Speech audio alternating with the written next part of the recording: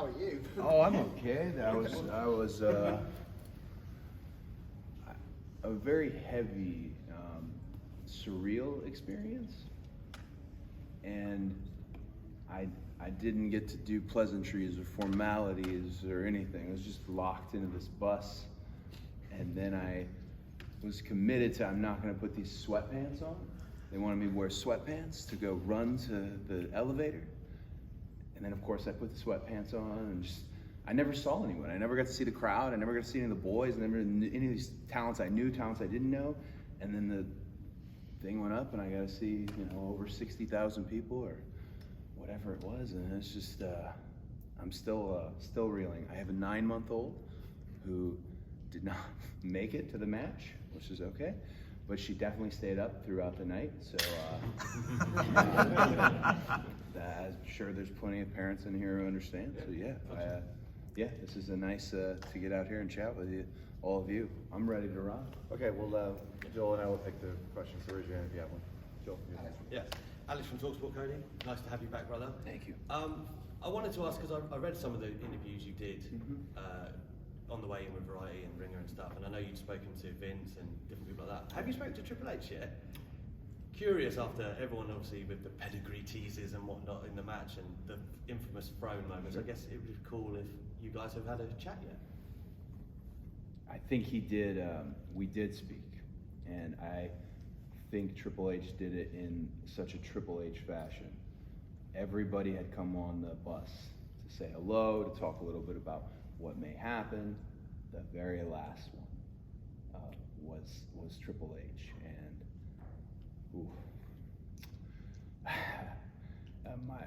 my assistant, my former assistant from AEW was, he came as a friend. He was on it, and he knows the world's worst kept secret that Hunter is my favorite wrestler, and that was a really,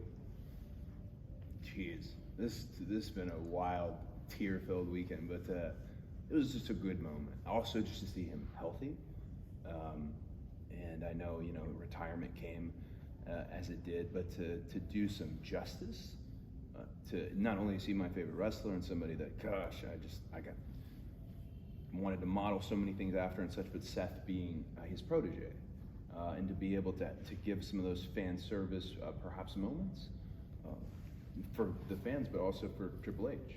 Because all wrestlers, we're all marks and fans, and even at the highest level, which he's been. But that was really touching. Especially, you got to put it in perspective. As many of you know, I talked a lot of smack. I destroyed his throne. I mean, I was very loud and vociferous and just very intense on getting angry. I was just angry, and that was a moment of no anger. Because why would I be angry? You guys are paying me this absurd amount of money, and I get to be me. And especially coming from where I had left here, there's nothing to be angry about. It's more a matter of one, chapter ended, a beautiful chapter at AEW, which I'm so proud of, and then to start this new chapter here, I just kept saying out there, I kept saying finish. And I wasn't talking about the match. I just kept saying finish as far as what's next. What I started here, I gotta finish that, if that makes any sense. But yeah, we spoke right before. I'm very, very excited to see him. Awesome, thank you. Hey Cody, Connor Casey, Hey, comicbook.com. Good to see of you. course. Is that Denise behind this light? Yeah, hi. A light How's really it blocking going? you. Good. The usual suspects. But Yeah. you mentioned in previous interviews that you intended on retiring by 40. And you've mentioned that this is a multi-year contract. Mhm. Is this your last contract with wrestling? And do you still plan on retiring at that age? Does this matter if I'm holding this mic? No. Good, okay. 40 is this, it was for me, as far as, and I don't know if we ever explained why 40. 40 was because I didn't want to be an old man wrestler. And some guys like being old men wrestlers and old women wrestlers. They love it. It's nothing, some of them are doing it at the highest level. You don't know they're old. But this is something people forget about me. I started in the WWE system at 19, 20, and I was on the road full time. Never one weekend off, except when I tore my trap, and that was 3 weeks. That's where the mustache came from. So that was the only time I ever had off.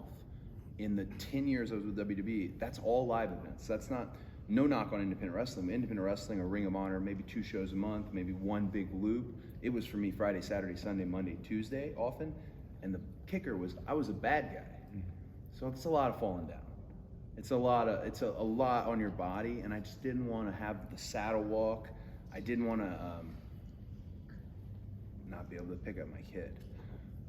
But there's the best medical team here where I just was, and everyone does everything. I mean, Tom Brady's like 80. he's still the GOAT. He's really he's the GOAT, you know. So maybe 40 isn't the number anymore, but I think that's probably still kind of out there for me, just because that'd be really fun. You know, I loved watching my dad wrestle when he was older, but also it's hard, you know, and people forget that it's like a 36-year-old going on 50 is more what it feels like, just because of the schedule I had. So I don't know. I think I'm going to get away from absolutes, because I was the king of absolutes for the last 6 years, and a lot of them coming back to bite me in the ass. So, which is fine. That's so good. We change our minds. We change stuff like that. But yeah, I think maybe 40. Yeah. I don't know. Am I picking? Hi, Cody. Hey. James from Gorilla Position. Yeah. Welcome back. Thank you. You've legitimately changed the industry. You've given another place to work for hundreds of young people that now have a place to work, be well paid. Is there anything that you want to come into WWE and try and change? Because there's a lot of talk about underutilized talents, creative not being the greatest all the time. Is there anything you want to bring to the table and change over here? If I could think of one thing, and I really appreciate you saying that about the industry, because it sucks when you're a wrestler or you're an entertainer and you have to pat yourself on the back, say, oh, we did this, but truly everything changed about sports entertainment, pro wrestling, whatever you want to call it. Everything changed with what me, Matt, Nick, Kenny, and Tony did. And there are people eating and families who are being, I could have ridden off on that. That's why I felt so good leaving. That's why it made all the sense in the world. Like, we did all this. The kids are good. Now I want to go do something for me. I totally forgot your question and my pontificate. Just about making change over here. Oh, it's simple. It's one thing. I think if anything, I want to present myself without fear. Because when I was here, I was scared. I was a kid. I was scared. I mean, look around. There's 50 people monitoring this interview. There's the chairman himself. There's guys like Hunter. There's Stephanie. There's just these dynamic figures. There's a Nick Khan. It's just like these presents. And when you're a kid, that's scary. Even though you talk in the rental cars and all that. That's just, I was a kid, and to be able to come here and having known what works for me, and keeping the disruptive things that I do, because no matter what, yeah, this was my place for so long, but I'm an outsider in this moment. I don't know many people. I was blown away that Michael Hayes was in Gorilla. That was exciting. But yeah, to work without fear, to compete without fear, because here's what happens.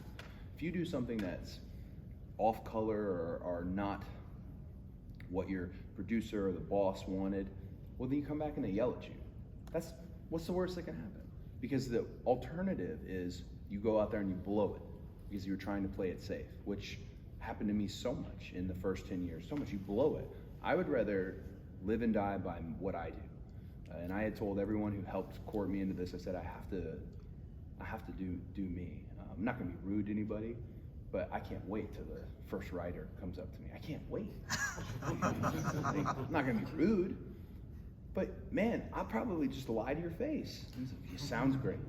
Because I and I mean no disrespect, but there's nothing, suspension of disbelief in wrestling. There's nothing fake about what I do.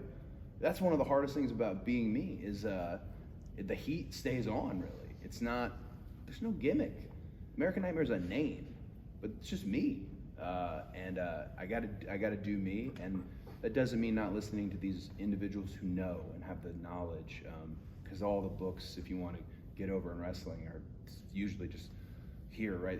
There's somebody you wouldn't even expect who's been around for 15 years who could give it to you. But yeah, just to work and compete without fear, because the worst that can happen is you say, I'm sorry, won't happen again.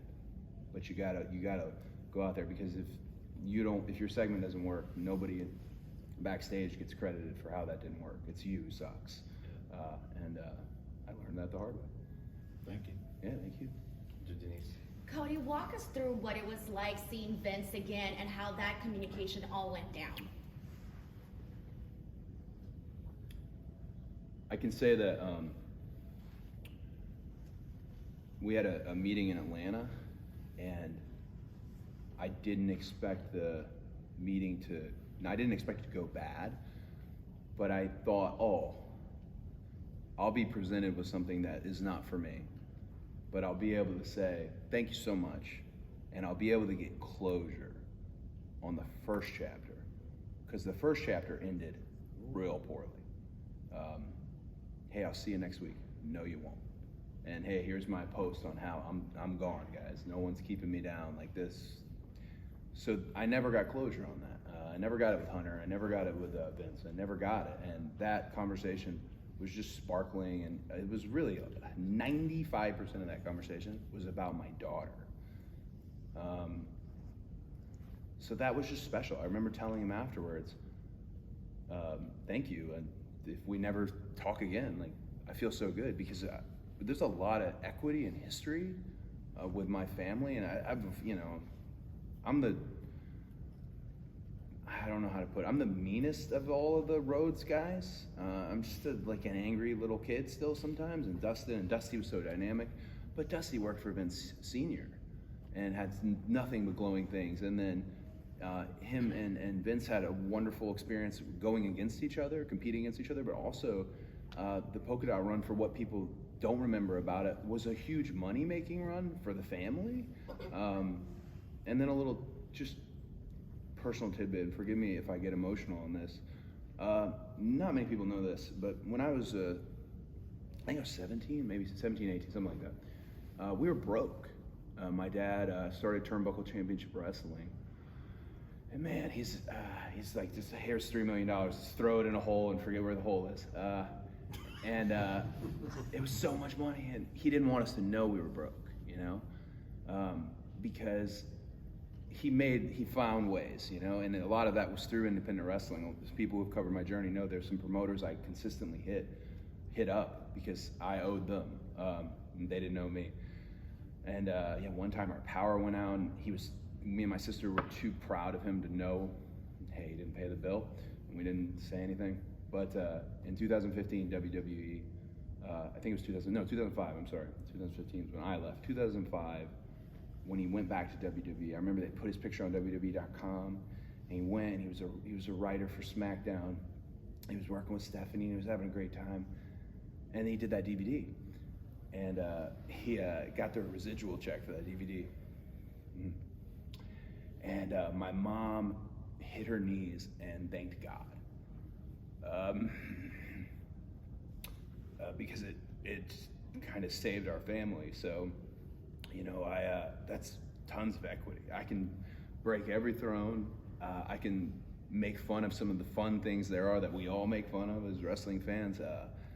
But you're still that kid.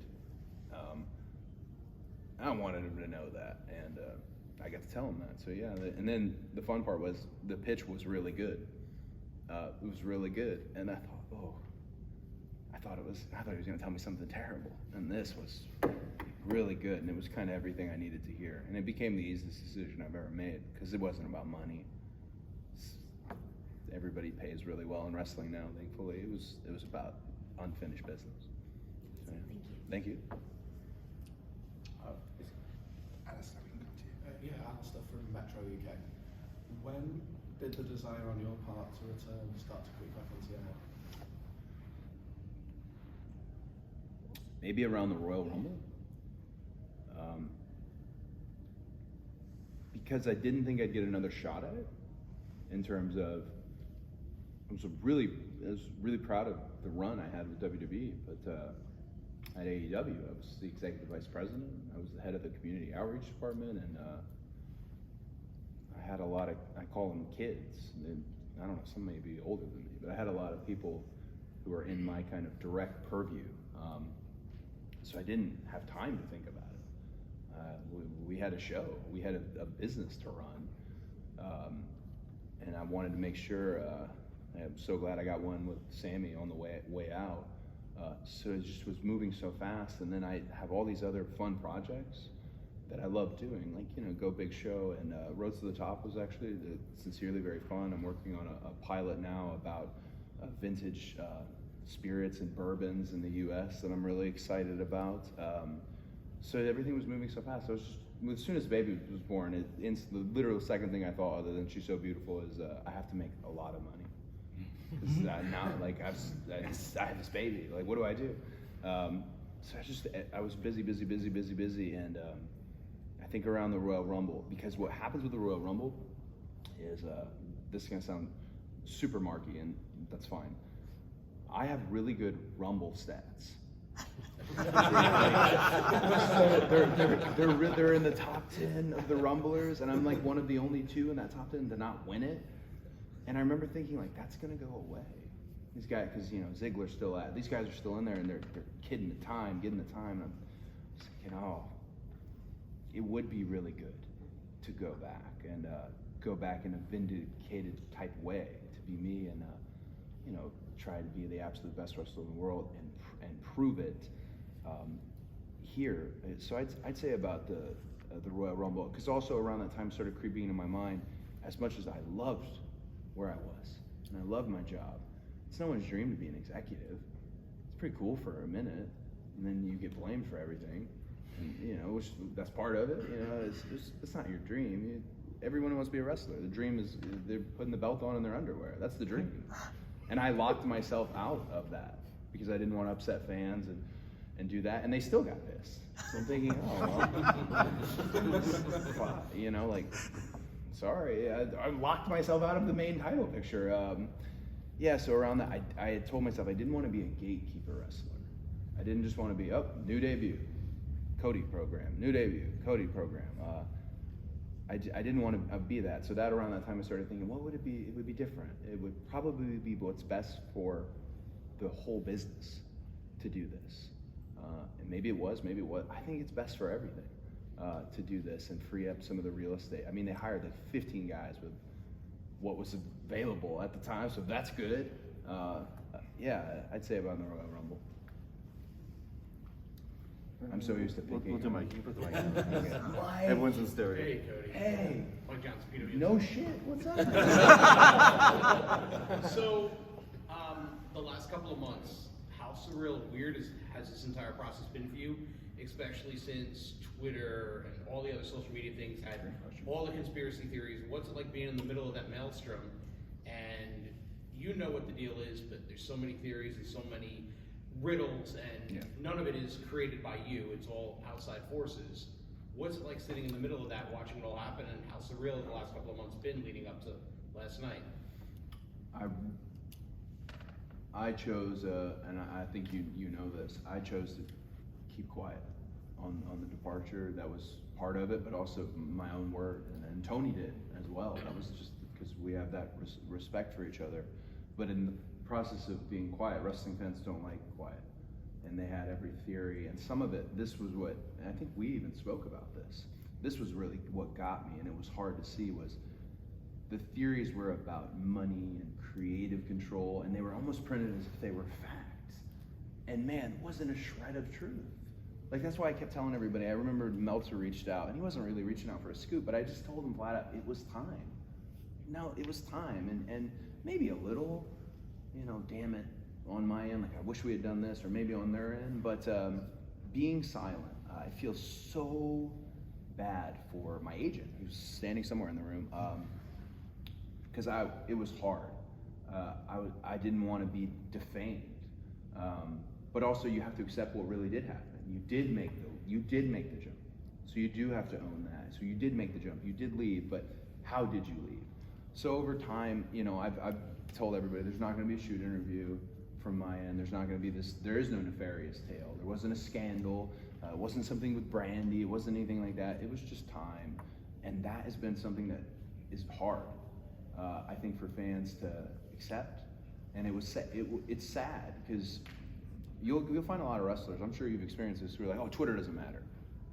Does it? They're people. Like, oh, they're bots, they're trolls. Really? This looks like a person. And you lost their money. You lost their friendship. You lost their fandom. That matters. In the industry of touching people, that matters. So the best I could do was the language of physical pro wrestling, the language of it, I thought maybe they'll figure it out and see it when I come out and feel like this isn't about leaving, it's about returning. And it wasn't about them. And when I say them, it wasn't about AEW, and it really wasn't about WWE, it was about me. And what I needed to do next as a professional. And it led to WWE and to be back in front of this fandom on the biggest stage. But it was tough. It was really tough. And I'm sure you met a lot of wrestlers, oh, there's no problem with social media, none, right? And then they're the ones who have the nuclear meltdown, and you watch it. And I was part of helping people, part of the media team on helping people with social, and I was having meltdowns. So yeah, I had to sit and take it. Did we talk about Worf? No. Okay, so is it Measure of a Man? No, it's not Measure of a Man. Sins of the Fathers. Sins of the Father is the Next Generation episode for Star Trek. If you're not in the Next Generation, please watch it. It's just a great ethics show. It ain't nothing about space. They're just in space. But Sins of the Father, Worf accepts this dishonor to keep the whole thing whole. He accepts it. And man, I just felt like I'm having to sit here and just get shredded and ridiculed, and they'll never know. It wasn't a big deal. It's just time. So yeah, I felt like Worf for 40-something days. But then last night I felt, oh, I feel good. They get it. And then I jabbed Seth, and there was kind of a discussion on, I wonder if they'll get it. And the jab more than the elbow, they got it. And that was a really, really good feeling. So I'm glad I did stay quiet, and it was a lesson in patience. Thank you. Hey Cody, how Hey, you bro. doing? Ricardo Vaquero from Medio Tiempo from Mexico. It was a huge deal. You went trending topic in Mexico. Oh yeah. You were trending topic over there. But I want to talk about the pop you got, the reaction from the people at WrestleMania. You got a Stone Cold level pop yesterday. Yeah. How big of a deal was it for you? And of course, what does that tell you about the decision you took 6 years ago to leave WWE and to be welcomed back in that manner? Well, I think maybe just a lesson in don't let your place on the card really define you. There's a lot of guys who hit you with the pin me, pay me. It's a job. I don't know how much of a job this is. This is what I do. That's really the only skill I have. So I've heard different promoters say, "Oh, after 2 weeks they forget. They don't remember what we did a month ago. Let's catch them up." We didn't need to catch anybody up. They knew right when they heard wrestling is more than one royal family. They got it, and they knew that's what I was just telling Mike. Like the language of what we do is very clear in terms of, oh, this is hopefully, I don't want to pat myself on the back, but a triumphant return. This is nothing different, But I'm still kind of covering it in terms of, I put my phone down after the match, and I looked at it. I'm not close to catching up, but then also socially to see all that love. You got to take that and love it, because you're gonna have days where I remember I cut this really bad promo on Anthony Gogo, which I thought was great. I thought it was great because I was talking about my kid and I was sincere in it, but it was just ill-timed and tone deaf. And I looked at my phone and just thought, oh my god, like they're treating me like I murdered somebody, like I robbed a bank or something. The guy's a promo. Like I sometimes I'll hit it out of the park or it's a strikeout. There's nothing in between. And for to be able to kind of peek at the phone and it's just gleaming and happy, and you always want to get all the old timers with your match, you know, your Flairs, your Hogans, your Austins. I don't say old timers, but your legends, your Takers, you're just the legends. You want to get that text, and to be able to just see that some of the names, yes, you know, it's just that little silent fist pump. Got it, you know. So that was special. You said Stone Cold Pop. I got a great Stone Cold story. I don't know if you guys remember the New Japan Long Beach show. I wrestled Okada. It was really fun, and I was just a really tremendous storyteller. So Okada is, and I was excited. I always like try to get some space afterwards, which is not possible here, by the way. My God, it was insane. It was fun though. But I went out to the parking lot, and he had come to watch that show and sit on the truck with one of his friends who was producing the show. And I didn't know that. There was whispers that Steve Austin was there. And he started walking across the parking lot. I mean, it's Steve Austin. Not like Steve Austin. It's the same guy walking in the ring last night. And he came up to me in the parking lot, and he was telling me just about some holds that I could do differently. But he was giving me really sincere, genuine advice from, you know, wrestling's most prolific moneymaker. Was just, you had to stop yourself from stop being a fan and listen to what he's saying. Listen. And so I'm listening, and then all this press and media is slowly coming. It's literally looking like they're moving up, and right as they got a little closer, he just patted me on the shoulder. He turned around and he walked off into the darkness. There was no car, there's no hotel, there was no thing, and it was like Batman. It was legit like Batman, because there were people like, where'd he go? And he was gone. So I don't know if he like turned the corner and sprinted, but yeah, it's just a really special thing. And we got to have that moment again last night. It was special because he said that was the match that you needed to have. And hearing that from the guy who's going on last, thank you so much. And a lot of equity with my family and him as well. So yeah, thank you. It was good. I'm glad people enjoyed it. We're supposed to have fun. It's just supposed to be fun. To your grandmother there. Yeah. From Bleacher Report. So you mentioned a couple of months ago. Holy smokes, Bleacher Report, huh?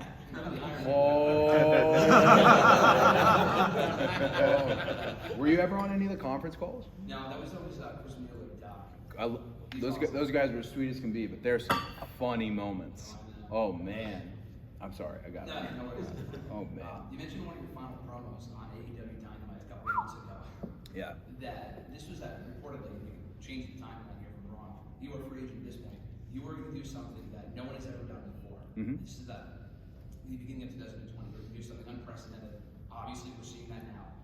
Worth noting, as we all know in this room, that you're one of the first people to jump ship, the first major star, one of the first only people to jump ship from AEW to WWE.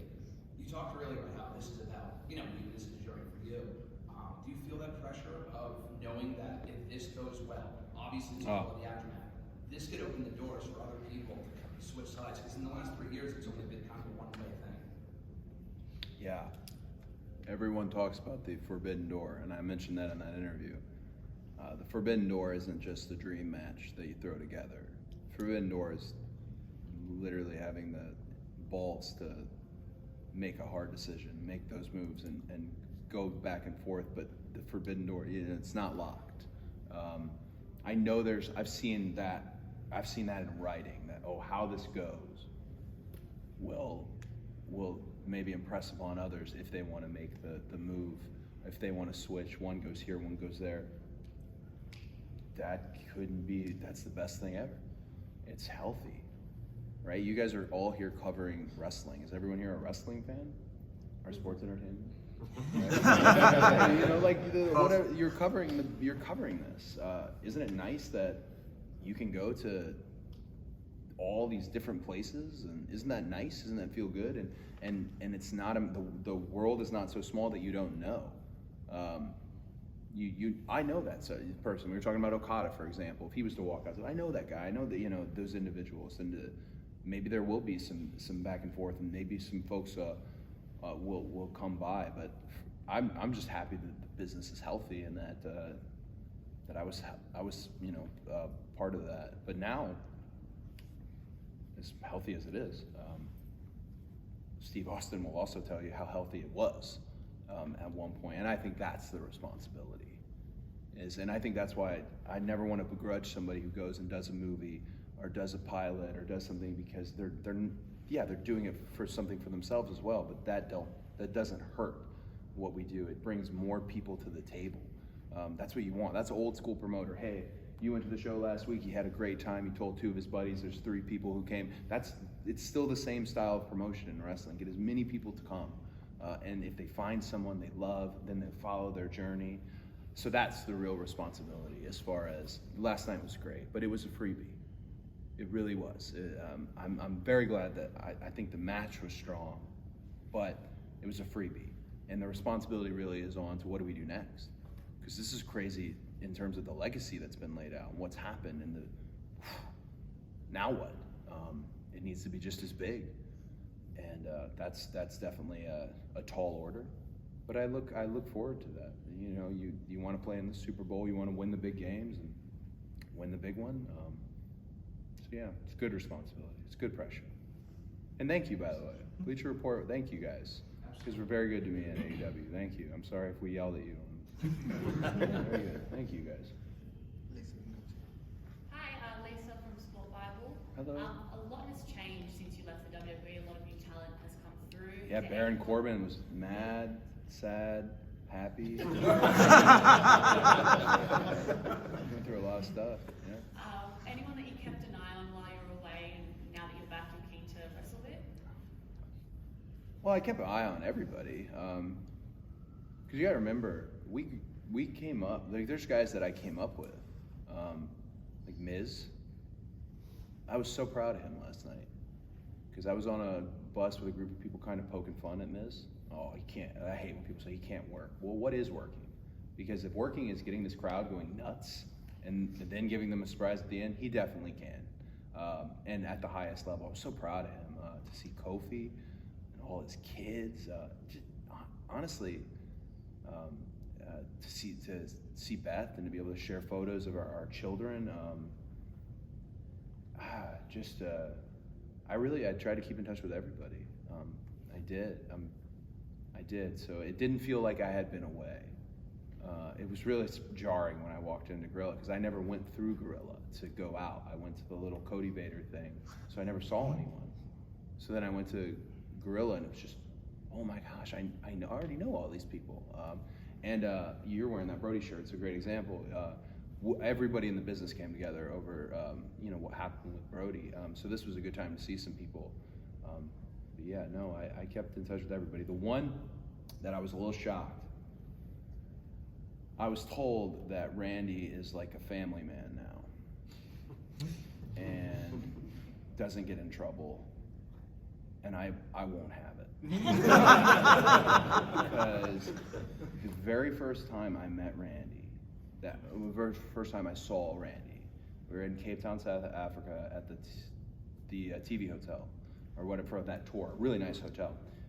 And I walked by the men's bathroom, and he had his hands around the urinal, and he goes, "Hey, Code, look at this."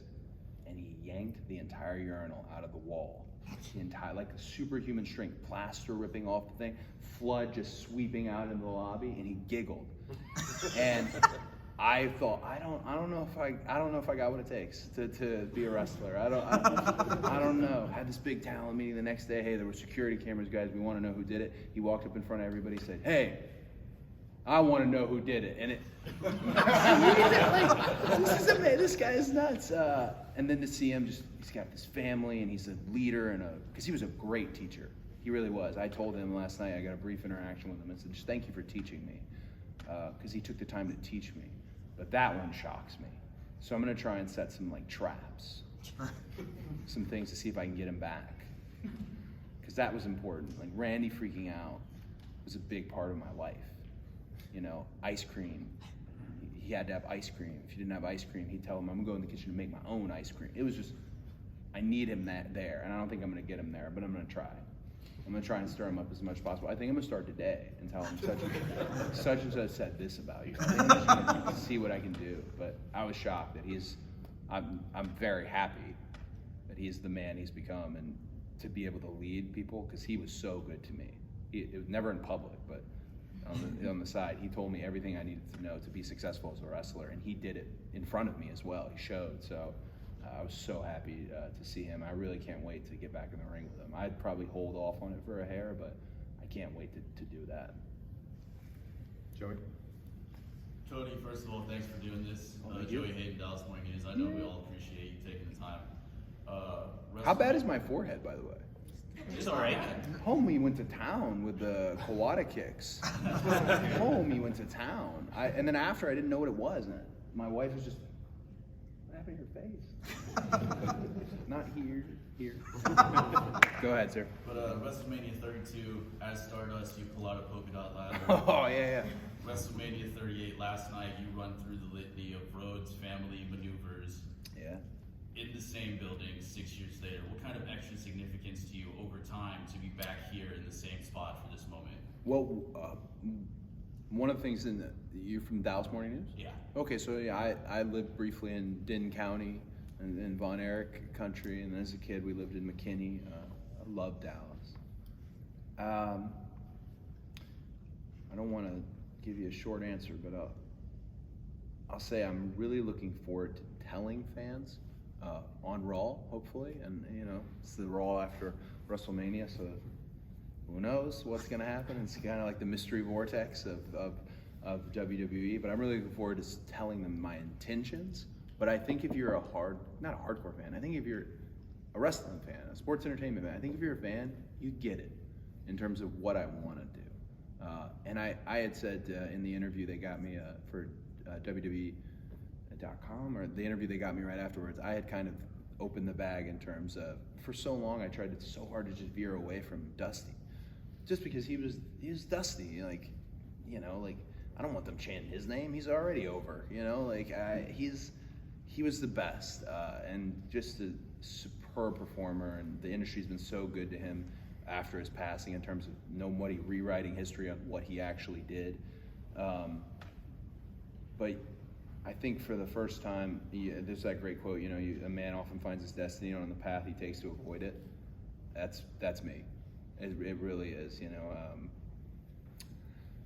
So it'll be unique to just kind of put that out there, because there's a story that I hopefully get to tell fans that I've never told fans about why I wanted to be a wrestler. Some people in this room might know it, why I want to be a wrestler, but I've never told the whole, wrestling fans, sports entertainment fans, the WWE universe. I've never told them, and I get the chance to do that. But I feel like I may not need to, because I think if they see it, the jabs, the elbow, they'll get it. But it's special, and Texas is a Texas crowd, and Texas crowds are different. San Antonio is hot. Laredo is on fire. Hidalgo is on fire. Houston is a little bit more of you got to earn it. You got to earn it. Dallas is a lot of you got to earn it too. They've seen the Von Erichs. They've seen Undertaker, Steve Austin, Booker T. They've seen it, and I loved that. I felt like Barry Windham out there, because it was a matter of okay, it's going good. I think it's good. Oh, and as the sound goes up in those stadiums, but then to be able to slowly, felt like a pro. Okay, we're gonna do two more, one domestic, one international. So Damn. International. I got a job in the sportsman. So many people from the UK here. That's We're amazing. out now. Lots of talk. Yeah, this is great. Yeah. So you touched on it a little bit, but how would you describe the return last night from when you stood on your own way to come up through the stage? Like, what was going through your mind then when you got the reaction from the crowd when you were out there, and then when getting backstage as well after the match? I feel like I try to be like sorry for saying Mike. I try to be a master of faces. I think about what will I do? Will I smile? Touch my tongue to my teeth? Will I smirk? Will I sneer? Will I drop my eye? I think a lot about cameras, and I want to do this, want to do that. I had nothing. I honestly, and I got in the ring and I had nothing, because it was just real. I didn't need to indicate how I felt. It was just sincere. So I didn't know what the feeling would be, other than I had told so many of these guys kind of flanking me. It's so heavy. It's so heavy. And this happened so quick. It's been 40-something days. 40-something days ago, I was wrestling Sammy Guevara on a different show and having a great time and a very fun, great ladder match. And now, bam, whole world's kind of changed again, at least for me personally. So that was a good indication of how sincere everything was, because I just didn't have, I had to just really feel it and take it in. I've not watched it back, but I know there's a couple moments I'm thinking like, just stone-faced, like just because it was so good to feel it, but definitely nothing but positive. There wasn't anything I kicked myself over in there. There wasn't a feeling that irked me. I wanted to jump into the crowd, but I know the rules are different and such. And then I thought, oh, I could still do it. Maybe I'll do it. And then it was just, we were moving along. But I hope that we can do that at some point here soon, just because it's so good to see the fans and see them like that. It is supposed to make them have a good time. They're here for more than 2 days, really. It's got to be the best experience of their life. Every wrestling show should be that, or tend to be that. But yeah, the big indicator that I was in a whole nother place was none of my faces. I don't think one of them happened. I was just like floored by it all. Everyone told me, oh, they're gonna love it. It's gonna be huge. You don't know that. And plus, I had come off a situation where I was split. The crowd was split on me, so I was prepared for that, which would have been great. I loved the split. Welcome the split.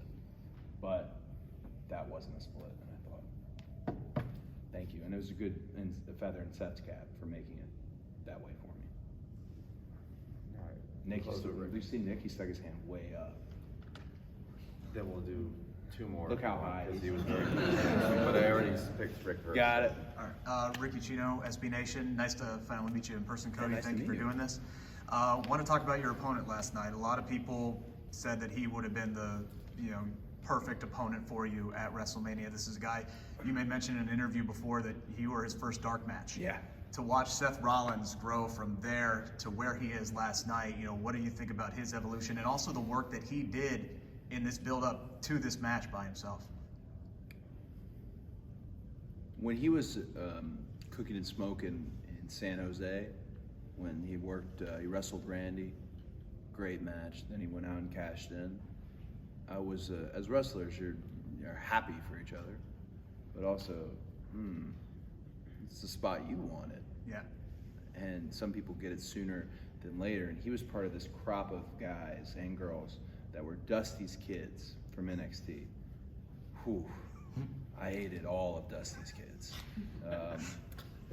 And I didn't, that was unfair. It was just jealousy. It was just a little bit of bitterness in the soul. And what better revenge on earth is there than success?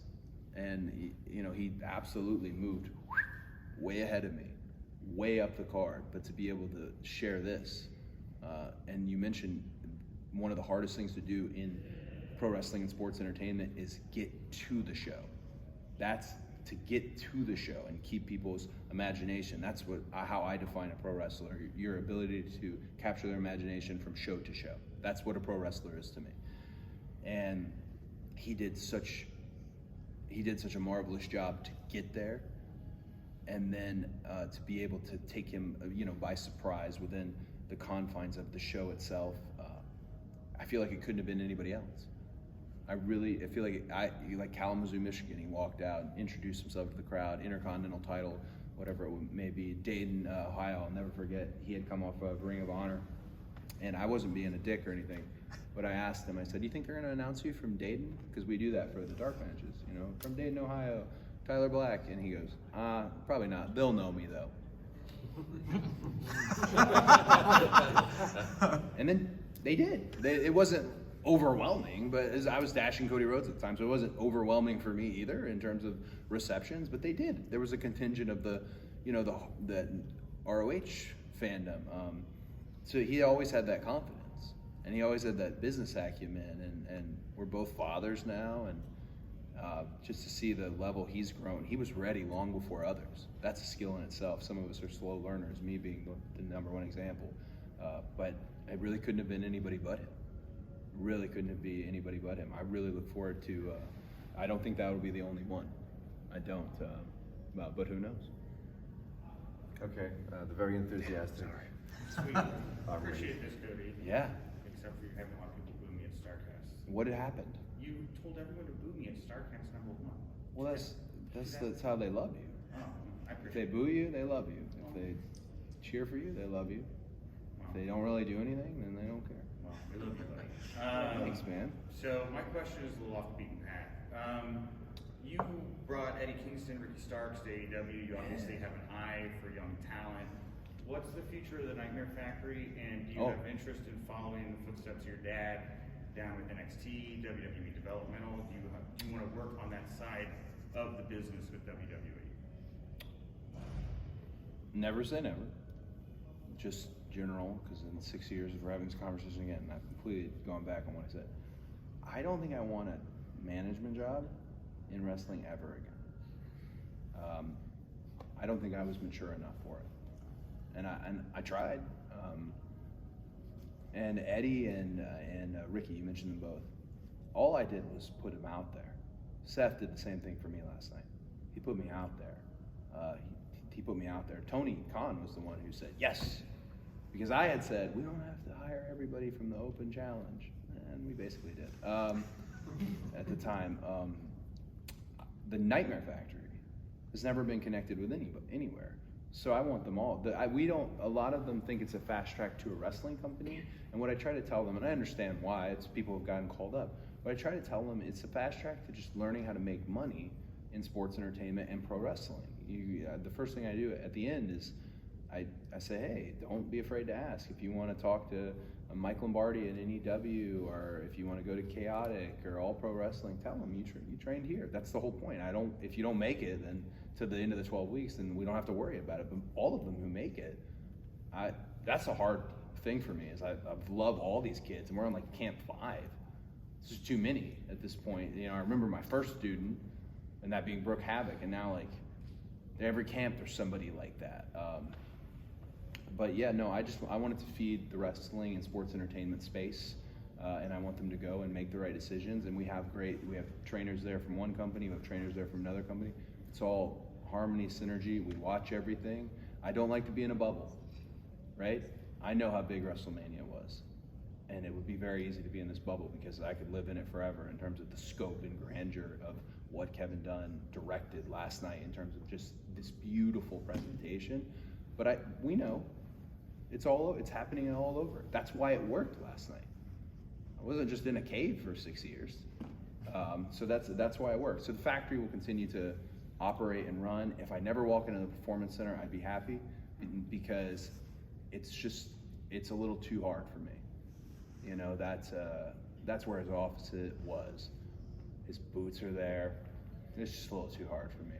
And also, when I graduated OVW, my dad told me, never go back. Never, you're done. You're done. Never go back.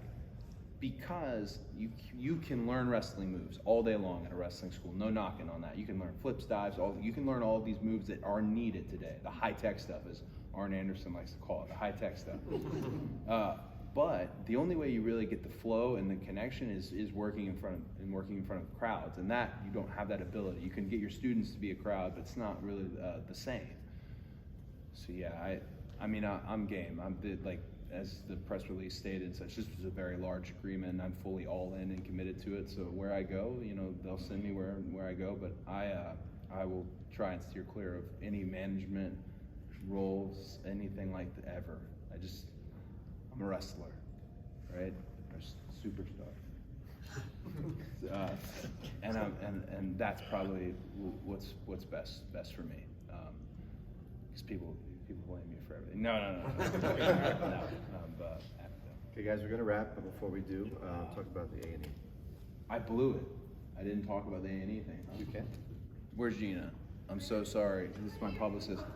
Everybody say hi, Gina. Hi, Gina. This is great. This is very exciting. This was one of the big pieces to the puzzle in terms of coming back. A&E is doing a documentary on my dad, and I was not worried by any means that they wouldn't get it right, but I know for sure they will get it right because I'm the executive producer on it, and it's covering a lot. I wonder if you guys will see his brother's interview and Janie Ingles' interview. You probably know who Janie is. Some of these historic figures that surrounded my father. I think everyone knows, I have a list of names of all the people who wronged Dusty over the years. It's like Arya Stark of people, you know, people who said this and said this. But in this case, I'm just really happy. Let's present the real story. Let's present what he did with Crockett, what he did with WWF, what he would ultimately do with NXT. Let's present the real story, because he was a very authentic person in somewhat of a not authentic world, and it was positive for him and it was negative, but I'm glad to share the legacy with the world, and all 4 of the kids are in it, and that's very rare that we ever get together to do anything. So yeah, very much looking forward to that. I hope it's the best of the doc series. I mean that in a fun, competitive way. I'm sure they'll all be wonderful, but I'm happy to revisit Dusty again, and that was happening before I had decided to come back. So now there's a whole nother layer. I think the ending changed to it all. There's a whole nother layer to it that's really special. So very much looking forward to that, very much. Congrats. Right. Thank you. Welcome back. Thanks, Thank you, everybody. guys. We'll see you at WrestleMania. Thank you, guys. Awesome. Yeah.